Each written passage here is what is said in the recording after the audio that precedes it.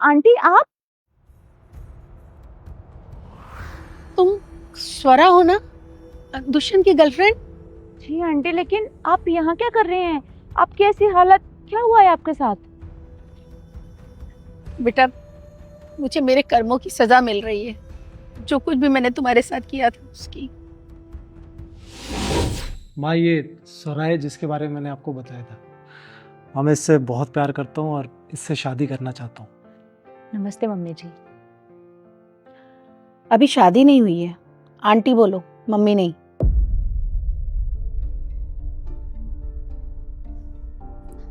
Sorry aunty जी।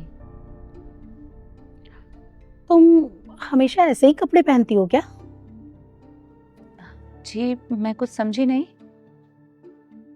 मतलब अच्छे घर की लड़कियां इस तरीके के कपड़े नहीं पहनती, और मेरे घर की बहुएं तो साड़ियाँ ही पहनती हैं। माँ, आप ये क्या बोल रही हो? देख, तू इससे प्यार करता है, ठीक है, लेकिन ये मेरे घर की बहू तभी बनेगी जब ये मेरी सारी बात मानेगी। और ये बीच में मत बोल, समझा? हाँ, तो तुम नौकरी भी करती हो क्या? माँ, मैंने आपको बताया तो था, स्वरा जॉब करती है। मैं उससे पूछ रही हूँ, तू क्यों बोल रहा है बीच में? जी आंटी जी, मैं जॉब भी करती हूँ। अच्छी बात है, लेकिन शादी के बाद नहीं कर पाओगी। लेकिन क्यों? क्योंकि मेरे घर की कोई भी बहू जॉब नहीं करती। मेरी बड़ी बहू भी कोई नौकरी नहीं करती है। लेकिन मैं करती हूँ, और मैंने अभी नई कंपनी भी ज्वाइन की है, और मैंने अपनी स्टडी भी लंदन एकेडमी से की है। कुछ भी किया हो, लेकिन शादी के बाद जॉब नहीं कर सकती। हमारे यहाँ पैसों की कोई कमी नहीं है। हमारा बहुत बड़ा बिजनेस है। वैसे देखने में तुम अच्छी हो, सुंदर हो, बस थोड़े हमारे घर के तौर तरीके और सीख जाओ, फिर हमें कोई दिक्कत नहीं है। लेकिन मुझे दिक्कत है, और मुझे बहुत दिक्कत है। मैं ऐसे किसी के गुलाम बन के तो नहीं रह सकती हूँ। मैंने इतनी स्टडी घर बैठने के लिए नहीं की है। और रही बात कपड़ों की और तौर तरीकों की, वो मेरे घर वालों ने मुझे बहुत अच्छे से सिखाया है। बात करने की तो तमीज ही नहीं है बिल्कुल। देखो कैसे जबान लड़ा रही है। स्वरा, तुम कैसे बात कर रही हो? दुष्यंत, मैं अपनी सेल्फ रिस्पेक्ट की बात कर रही हूँ, और इसे जुबान लड़ाना नहीं बोलते हैं। मैं तुम जैसी लड़की को कभी भी इस घर की बहू नहीं बना सकती। माँ, आप जानती हो मैं स्वरा से प्यार करता हूँ। तो अब तू ही डिसाइड कर ले कि तू इससे शादी करेगा या मेरा मरा हुआ मुंह देखेगा।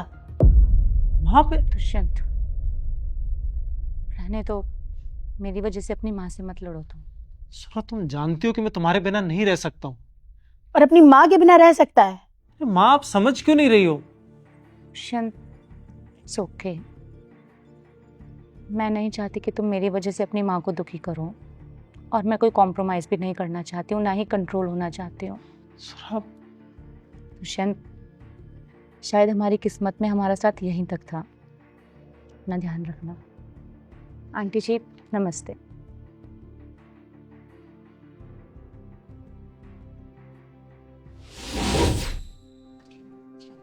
मैंने दुष्यंत की शादी एक बहुत अच्छी और संस्कारी लड़की से करवा दी, जो मेरे हिसाब से बिल्कुल परफेक्ट थी। घर में रहती थी, साड़ी पहनती थी, और मेरे आगे कभी कुछ नहीं बोलती थी। लेकिन एक दिन उसने धोखे से मेरे घर के और मेरे बिजनेस के सारे पेपर पे साइन करवा लिया, और मुझे खाना तक नहीं देती थी। उससे घर का सारा काम भी करवाती थी। तो दुष्यंत ने कुछ नहीं बोला? दुष्यंत के सामने तो वो बहुत अच्छी बनती थी। एक दिन दुष्यंत अपने ऑफिस के काम से कहीं बाहर चला गया, और उसने मुझे घर से निकाल दिया। अब तो ना मेरे पास रहने के लिए घर है, ना खाने के लिए खाना है। बस कुछ दिनों से ऐसे ही यहाँ वहां भटक रही हूँ। आंटी, आप परेशान मत होइए, आप चलिए मेरे साथ, आइए। बेटा, तुम मुझे कहाँ लेके जाओगी और मेरी मदद क्यों करोगी? क्योंकि आंटी, मैं जितने लोगों की हेल्प कर सकती हूँ उतने लोगों की करती हूँ। मेरे काफ़ी सारे ओल्ड एज होम हैं, आप वहाँ चल के रह सकती हैं, आपको वहाँ कोई दिक्कत नहीं होगी। बेटा, मुझे बहुत देर से समझ में आया कि किसी के संस्कार उसके कपड़ों से या उसके रहन सहन से नहीं देखे जाते, क्योंकि जिसे मैंने चुना था वो तो बिल्कुल परफेक्ट थी और मेरे हिसाब से चलती थी, लेकिन वो तेरे जैसी बिल्कुल नहीं थी। मैंने तेरे साथ बहुत गलत किया, मुझे माफ कर दे बेटा। कोई बात नहीं आंटी जी, जो होना था वो हो गया है। मैं आपकी बहू तो नहीं बन सकती, लेकिन बेटी तो बन सकती हूँ ना। बहुत खुश रहो बेटा। जी, चलिए।